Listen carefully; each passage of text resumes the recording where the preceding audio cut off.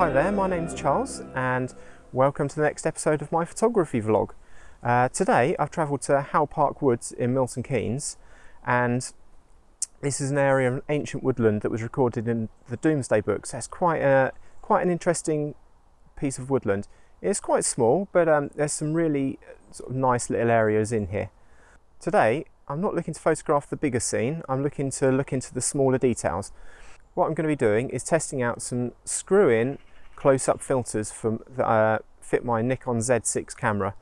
Over lockdown, like a lot of people, I got the Amazon Spendies and saw a lot of people's macro photography on Instagram and thought, I should have a go at that. I don't own a macro lens, so I bought probably the cheapest set of filters I could off Amazon, and they've sat in my camera bag ever since, unused. So today I have bought them with me and we're going to test them out to see if they were worth buying. So here they are, 4 lenses. We've got a +1 magnification, a +2 magnification, a +4 magnification and a +10 magnification. So what we'll do, we're going to find a nice scene and then we'll test each of these out in turn and we'll see just if they made it with good value for money or if ultimately I should just save up and get a proper macro lens. Right, let's go and find something. So far I've been looking around for a little while now and I've really been hoping to find some nice fungus or something like that, some nice toadstools, and so far I have found nothing. So, gonna keep looking. Hopefully I'm gonna come across something soon. If not, I've seen some quite nice mosses on dead tree branches and trunks, so that might have to be plan B.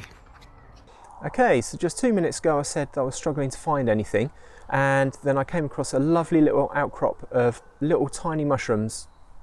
So they're growing out the side of a tree stump, and there's sort of some nice moss, and so if I had a dedicated macro lens, I'm sure this would make an awesome shot, but I'm not sure how they're going to come out with these cheap filters I bought off of Amazon. So we'll try each of the magnifications in turn and let's see how the shots come out. So I'm going to be using my Nikon Z6 camera. It's got the standard 24-70 kit lens on it. So here's the first shot I've set up. Nice little toadstools growing off the tree stump. I've gone for 1/10 of a second. It's at f4 and ISO 800. The histogram isn't clipped, so that's great. And I've turned off the in-body stabilization because I'm using a tripod, and I've also set a 2-second timer because I don't want to risk any camera shake when I'm sort of taking a close-up shot like this, especially once I've fitted the filters. So I'm going to go ahead now and take the shots, and I'm going to do each of the filters in turn and we'll look at the results in a moment.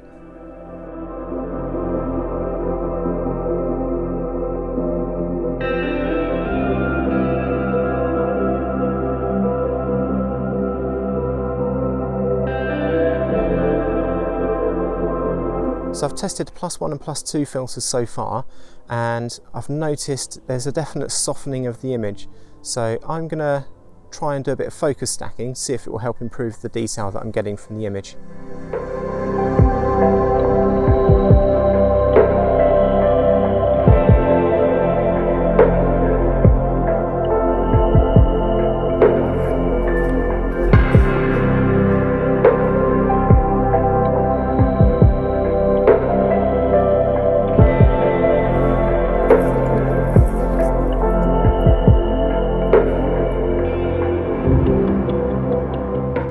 So I found another little composition I want to take. It's a single toadstool growing on a tiny little tree stump.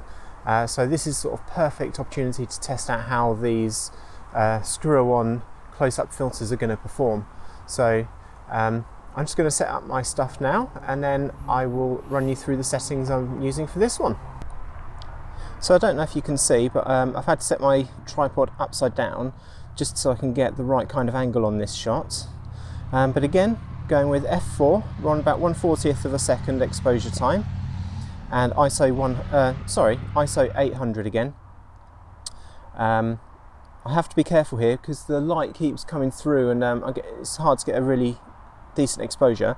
So I'm trying to wait till the sunlight dissipates a little bit, just so I can get a nice clean shot without too much shadow.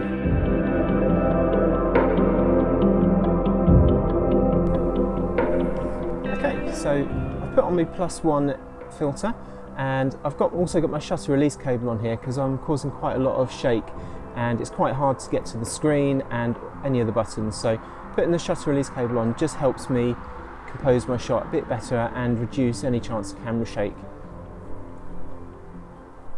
So I'm now going to go ahead and take the shot, and we'll see how these come out in a moment. So I'm going to take the same shot again. Now I'm going to try out my filters. So I've got the +1, the +2, the +4 and the +10, exactly the same as last time, only this time obviously this is a slightly different shot. If I need to recompose it ever so slightly, I will, because I may need to just move the camera around. I mean, you might need to move the camera a little bit closer depending on the magnification level. So let's get to it.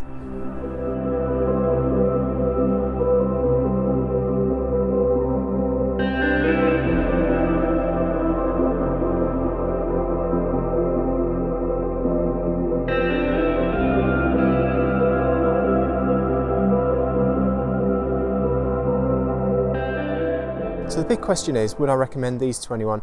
Well, I guess that depends who was asking.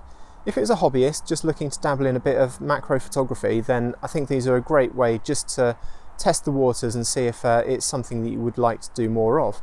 But if it's someone with a bit more skill, a bit more experience, more of an understanding of their camera, then I don't think I could recommend these. I would probably say go straight in for a macro lens, but you know, there are good alternatives to Nikon and Canon lenses out there. You know, Sigma, for example, makes some great macro lenses. So don't be afraid, give it a go, but don't be surprised if you're not 100% happy with the results. So if you've liked what I've been talking about today, then I'd love it if you could like, comment, subscribe. All these things are going to help with the engagement of my channel. But for now, it's been a great bit of fun in the woodlands this morning, but it's time to go home and have some dinner. So I'll see you all soon. Take care. Bye.